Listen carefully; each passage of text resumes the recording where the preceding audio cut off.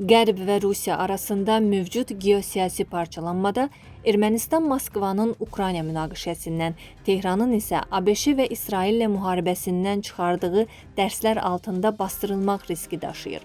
Bunu siyasi analitik Benjamin Matvasyan Sputnik Ermənistan radiosundakı Abovyan vaxtı verilişində bildirib. Rusiya Xarici İşlər Nazirliyinin sözçüsü Mariya Zaxarova daha əvvəl bloger Olga Blogoveşchenskaya ilə müsahibəsində Rusiya ilə Ermənistanın xüsusi münasibətlərə malik olduğunu vurğulamışdı. O, həmçinin Moskvanın İrəvanın Avrasiya İqtisadi Birliyində üzvlüyünü qoruyub saxlayarkən Avropa Birliyi ilə əlaqələri dərinləşdirməsində ziddiyyət gördüyünü açıq şəkildə bildirmişdi. İran prezidenti Məsud Pezeşkiyan və baş nazir Nikol Paşinyan bu yaxınlarda Tehranda görüşmüşdülər və İran lideri olduqca problemli Cənubi Qafqaz bölgəsindəki vəziyyətə regiondan kənar qüvvələrin qeyri-sabit təsirindən narahatlığını bildirmişdi. Onun müşahidələrinə görə Ermənistan hakimiyyəti deyir ki, Rusiya ilə münasibətləri kəsmək və ya ona problem yaratmaq niyyətimiz yoxdur. Bizim və Rusiyanın ölçüsünə baxın, danışacaq bir şey yoxdur və görünür bu bəhanə Rusiya tərəfi özünü Ermənistan-Rusiya əməkdaşlığının qarşılıqlı faydalı təbiəti barədə bəyanatlarla məhdudlaşdırdığı müddətcə işə yarayırdı.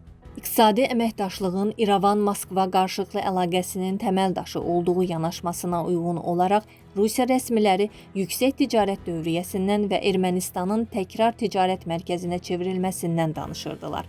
Lakin son zamanlar Moskva getdikcə daha çox belə bir qiymətləndirmə səsləndirməyə başlayıb.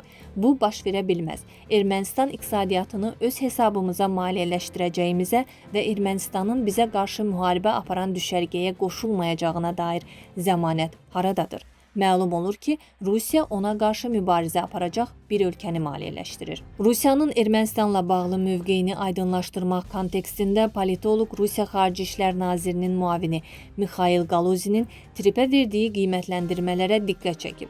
Galuzinin beynəlxalq sülh və rifah üçün Trump marşrutu layihəsinin perspektivlərini qeyri-müəyyən adlandırdığını bildirib, çünki bu Tehranın maraqlarına potensial təhlükə yaradır.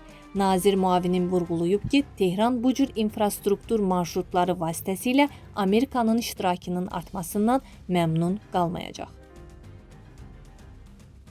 Dəyərli izləyicilər, ölkə və dünya gündəmi ilə bağlı xəbərlər təqdim etməyə davam edəcəyik. Öz fikirlərinizi şərh bölümündə qeyd etməyi unutmayın. Sağlıqla qalın.